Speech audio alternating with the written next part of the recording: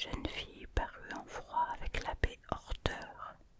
Elle refusa même d'aller à la messe pendant 3 dimanches et n'y retourna que pour ne point chagriner sa tante. Du reste, elle ne s'expliquait pas. Elle avait dû être blessée par les questions et les commentaires de l'abbé, dont la langue était lourde. Et ce fut alors, avec son flair de mère passionnée, que madame Chanteau devina l'amour croissant de Pauline. Elle se tut pourtant, n'en parla même pas à son mari. Cette aventure fatale la surprenait, car jusque-là, une tendresse possible, peut-être un mariage, n'était pas entré dans ses plans. Comme Lazare, elle avait continué à traiter sa pupille en gamine, et elle voulait réfléchir. Elle se promit de les surveiller, n'en fit rien, peu soucieuse au fond de ce qui n'était pas le plaisir de son fils. Les chaudes journées d'août étaient venues. Le jeune homme décida un soir qu'on se baignerait le lendemain en allant à l'usine. Travaillée par ces idées de convenance, la mère les accompagna, malgré le terrible soleil de 3 heures. Elle s'assit près de Mathieu sur les galets brûlants. Elle s'abrita de son ombrelle sous laquelle le chien tâchait d'allonger sa tête. « Eh bien, où va-t-elle donc » demanda Lazare en voyant Pauline disparaître à demi derrière une roche. « Elle va se déshabiller, parbleu, dit madame Chanteau.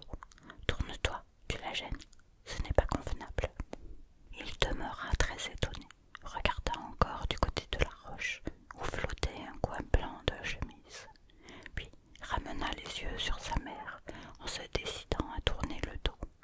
Pourtant, il se déshabilla rapidement lui-même, sans rien ajouter. « Y sommes-nous » cria-t-il enfin. « En voilà des affaires. Est-ce que tu mets ta robe couleur du temps ?» Légèrement, Pauline accourait, riant d'un rire trop gai, où l'on sentait un peu d'embarras. Depuis le retour de son cousin, ils ne s'étaient pas baignés ensemble. Elle en avait un costume de grande nageuse, fait d'une seule pièce, serré à la taille par une ceinture et découvrant les hanches, les reins souples, la gorge haute. Elle ressemblait, amincie de la sorte, à un marbre florentin. Ses jambes et ses bras nus, ses petits pieds nus, chaussés de sandales, gardaient une blancheur d'enfant. « Hein » reprit Lazare, « allons-nous jusqu'au Picochet ?»« C'est ça, jusqu'au Picochet, » répondit-elle. Madame Chanteau criait. « Ne vous éloignez pas, vous me faites toujours des peurs. » Mais ils s'étaient déjà mis à l'eau. Les Picochets, un groupe de rochers dont quelques-uns restaient découverts à marée haute, se trouvaient éloignés d'1 kilomètre environ, et ils nageaient tous deux côte à côte, sans hâte, comme 2 amis partis pour une promenade sur un beau chemin tout droit. D'abord, Mathieu les avait suivis, puis, les voyant aller toujours, il était revenu se secouer et éclabousser